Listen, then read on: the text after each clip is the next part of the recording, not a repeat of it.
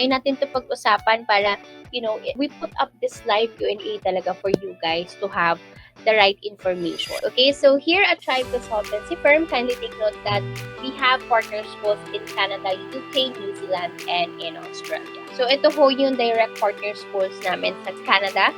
So marami dito ang hindi na nagre-require ng IELTS. So next here is we have our partner schools in Australia. So if you are into cookery, hospitality, automotive, or accounting, or engineering and IT, dito po maganda mag-aral na. Kasi bukod sa marami silang campuses na available, isa din sila sa may mga murang tuition.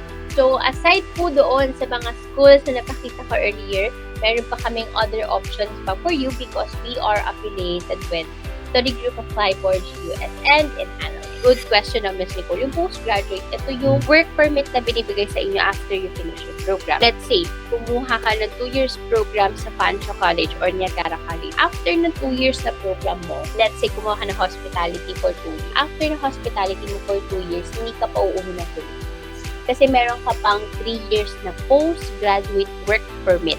Yung postgraduate work permit, this is an open work permit for you. So, you can have a job. Kung kaya mo magdalawang employer per day, pwede yun. Mag-work ka morning and sa night, pwede. And also, you can use your open work permit or postgraduate work permit anywhere doon sa country. So, yun yung postgraduate work permit. So, karamihan talaga nag-a-apply for student visa. Yun talaga yung goal nila. Actually, kapag gusto mo mag-apply later on ng permanent residency, yun talaga ang magiging way. Caregiver mo kasi ako. Caregiver. Okay. Pwede ka sa mga partner schools namin. I do suggest, lalo na kapag ka nasa medical talaga, I do suggest Canada. Meron po kayong freedom to choose kung saan yung gustong employer pumasok. Wala pa kaming student na wala talagang work pagdating abroad. Wala kaming recommendation. Kasi sobrang dami pong available around you once you get there. You can apply to any type of work. Hindi porket, for example, nag-MBA ka, nagma-masters ka, kailangan nasa business industry ka din. Hindi naman. So, kahit saan, mag-retail ka, coffee shop, grocery, kahit saan pwede. Kasi open work permit po ang hawak ninyo. Hindi kayo limited sa kailangan nasa business industry ka lang, hindi.